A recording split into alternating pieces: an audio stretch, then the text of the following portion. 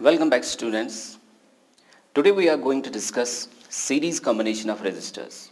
As we know that resistors can be connected by two ways.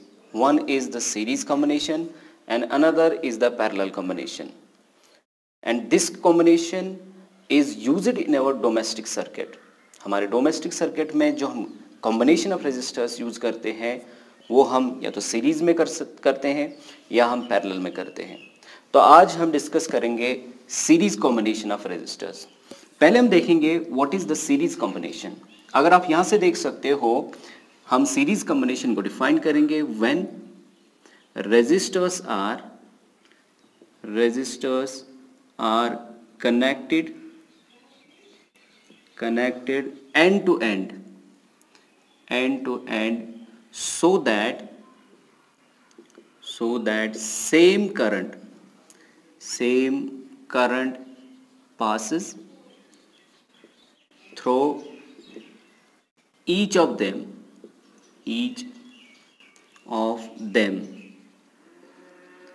they are said to be in series combination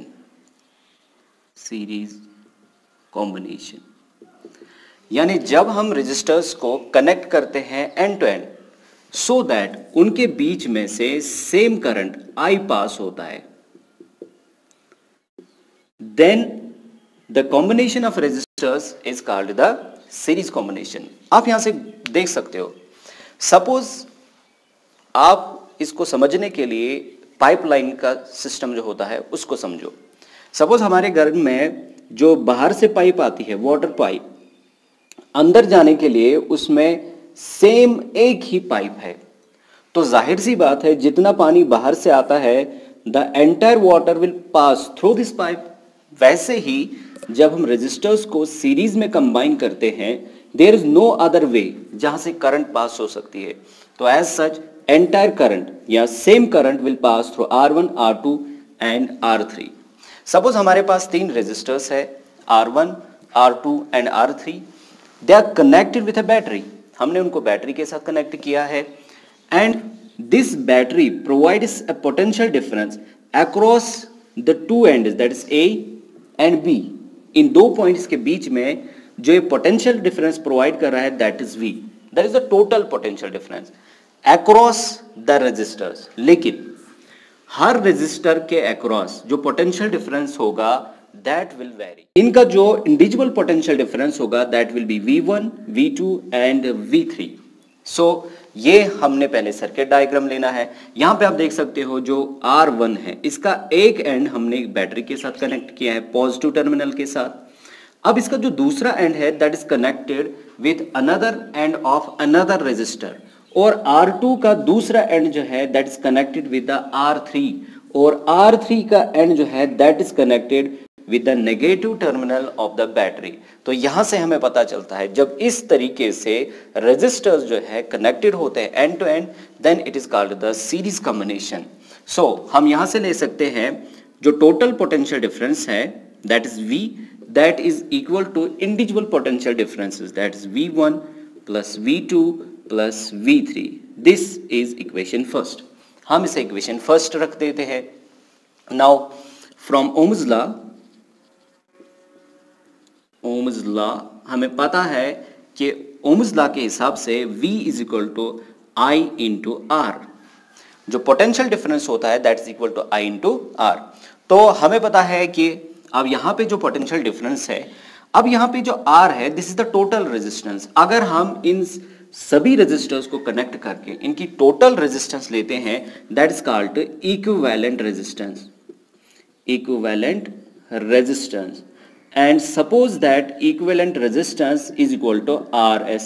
हमने उसको RS में रखा, R means resistance and S means series. तो यहां पे क्योंकि ये टोटल रेजिस्टेंस है सो मैं यहां पे RS इसको लिख सकता हूं। सिमिलरली हमारा जो V1 होगा, similarly V1 will be equal to I into R1, V2 will be equal to I into R2 and V3 will be equal to I into R3. So इन सभी वैल्यूज को हम इक्वेशन फर्स्ट में use करेंगे। Using these values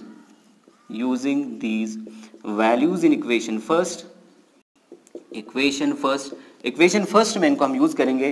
then V will become I into R S, ये बन जाएगा I into R S will be equal to, इसकी जगह हम रखेंगे I into R one plus I into R two plus I into R three. So this will be our next equation.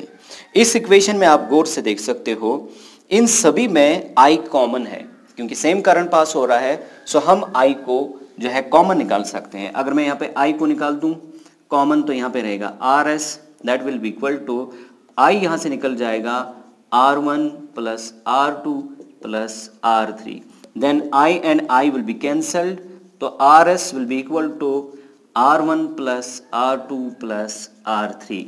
thus यहाँ से जो हमें इक्वेशन मिलती है, that is equivalent resistance in series is always equal to the sum of the individual resistance। जब भी आप resistors को सीरीज में कंबाइन करोगे तो उनकी रेजिस्टेंस जो है दैट विल एड अप, वो ऐड हो जाएगी और total resistance of the circuit will be equal to sum of the individual resistance. तो यहां से आप देख सकते हो कि जो इक्विवेलेंट रेजिस्टेंस है R S, that is R1 plus R2 and R3।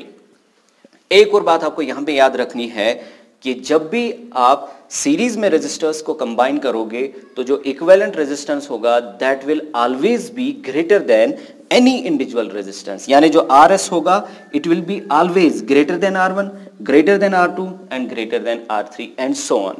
So hope कि आपको ये क्लास समझ आया होगा। Thank you.